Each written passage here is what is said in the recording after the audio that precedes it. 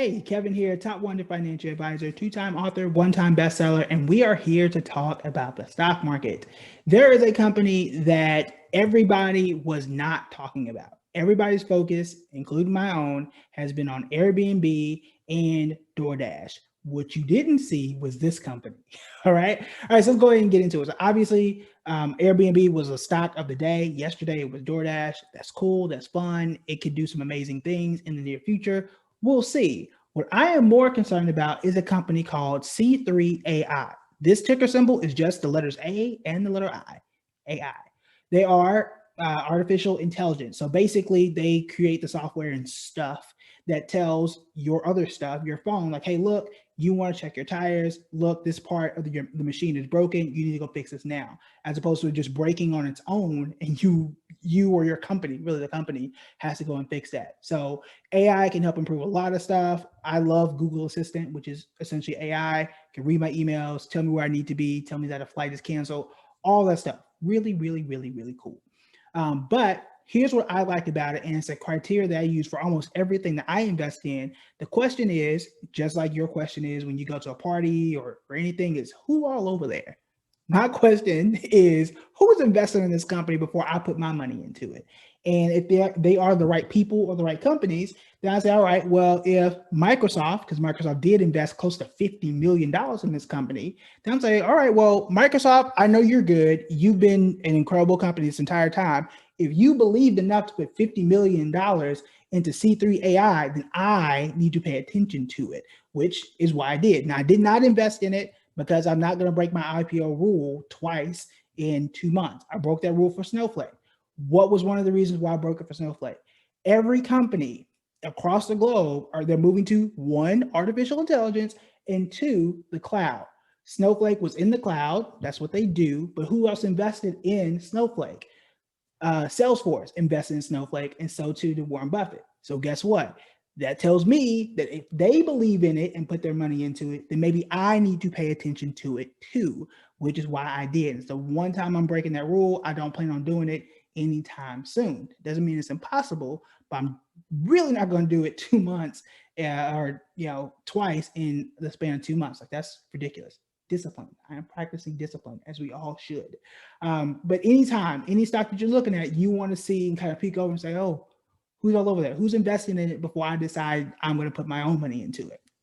So with those, another part of this is we had talked about why it's important not to just keep your focus on all the stocks that you see and can touch every single day or that you experience every day, because you miss out on an entire sector. Yes, Apple is good. You got an iPhone. Yes, Microsoft is good. You got a tablet or whatever. Yes, Coke is good because it tastes good, right? Pepsi Cola, whatever it is, that's all well and fine, except you miss out on cloud computing and AI and all these other things that can do incredibly well that you just don't see on a daily basis. I think this AI company is probably going to be the best, even though it's not nearly the most popular. I had somebody tell me about it and say, hey, look, what do you think about this company? I'm like, who? And once I looked into it, I'm like, oh, man, I was too caught up on explaining why DoorDash and Airbnb and all these other companies are doing that I completely missed out on it. And in fact, this is one of the busiest years for IPOs, period. There are more than 100 this year. So it's really hard to keep up. So don't feel bad if you missed it. I missed it until someone had flagged it for me, and that's why we're here. So shout out to Carmen. Follow her at Make Real Sense. All right. So how do we know what's going on and why is this important? So anytime that a lot of these big companies invest in something, number one, it shows you that they believe in it, which means it is probably something pretty good. What they do is try to, number one, understand what the company does and either help grow their own business, but also keep an eye on the competition too. So they see it as too much of a threat. It's like, look, I'm just going to buy the entire thing because it can help me. See Salesforce and Slack. I always struggle because Slack, the symbol for Slack is work. I want to say work and not Slack. It's annoying, but you understand the process. Again, Salesforce bought into Snowflake, Microsoft bought into AI, and the process continues. Now, I will say that it is not important, at least in my view, to see which banks are buying, because these banks are investment banks. The way that this works when a company goes public, whether it's Merrill Lynch, Goldman Sachs, JP Morgan, whomever, They buy in first, they get it at the really, really cheap price that we all read about. And then the next day or the same day, it starts off at $100 or whatever. And that's when me and you get to buy in. That's how they make money. I'm not concerned about them. Softbank is another one of those. I don't care what they buy because they got billions of dollars and they really don't care what they invest in. I won't say it that way. The way they evaluate risk is different than Microsoft and others. So I'll say that because Microsoft isn't in the business of strict investing, right? They are in the business of technology. And they see a good investment, then it really means something. And that's what flags it for me and makes me say, look, let me go research this and let me see what happens here. So in any company that you're looking at, because a lot of people ask me, how do I know if this is a good stock for me? Should I invest in it? How many shares should I get? All that type of stuff. So we've covered that before. We'll cover it, next few weeks. But the first thing is who else is over there? I like to, if it's at a party, is it a party that you want to be at? Your question is who all over there? Who's there? And then I'm going to decide whether I'm coming and if I'm coming on time or not. Same thing with your investing strategy. So any stock that I'm looking at, when I was looking at Kroger, I said, look, pandemics hit. I think Kroger is going to be there. It wasn't only because logically, right, that makes sense, but it was because you had tons of mutual funds buying more Kroger too. So it wasn't just me. I knew for a fact we've got trillions of dollars flowing into that company. This company is going to have to go up. Let me go on and hop on this train now. As things started to cool off, I said, all right, look, Kroger, you were cool. You did not lose me money during that period. It's time for me now to switch over and get into Walmart because we know we've got Black Friday, holiday spending, and the list goes on. And that's how you can really navigate the market is by finding out and knowing where the big money is going. What people are talking about, me and you, we don't control the market.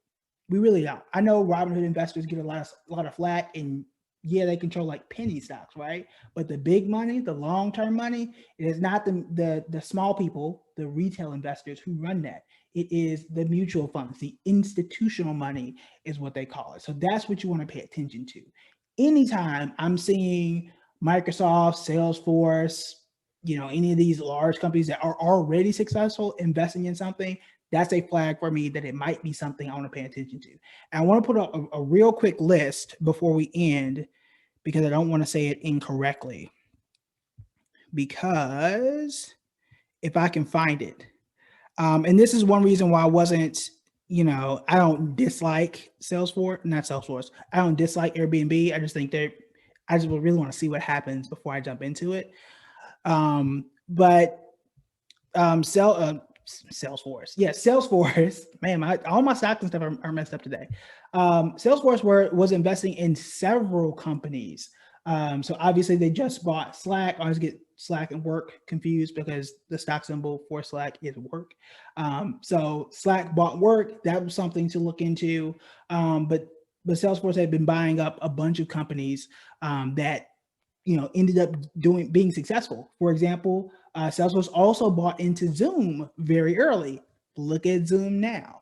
So had I known that back then, I may have paid attention to it. But also, I don't do many IPOs. That probably wouldn't have changed my opinion. But when that stuff happens, that's when you want to pay attention to it. And not that Microsoft or Salesforce would have bought into a DoorDash or an Airbnb, but if you told me Marriott would have invested in it or something like that, maybe I would have paid more attention, which at least to date, I have not seen that. So that's one way to kind of protect yourself and to make sure that you are on the right side of history, or at least on a very, very safe side of the boat in terms of you got some backing or check to say, look, we also believe this company is good. So you're not out there on the island like GoPro and saying, look, I think it's going to be the next best thing. And it just isn't. It's just not. All right. So let me know what you think about this just entire IPO season. Is there a company that's coming out that you want me to cover? Do you have any questions about the stock market in general? Let me know in the comments below. I used to say above, but in this format it's not. Facebook, YouTube, Instagram, let me know, and I will try and cover those in the next video. All right, talk to y'all later. Bye.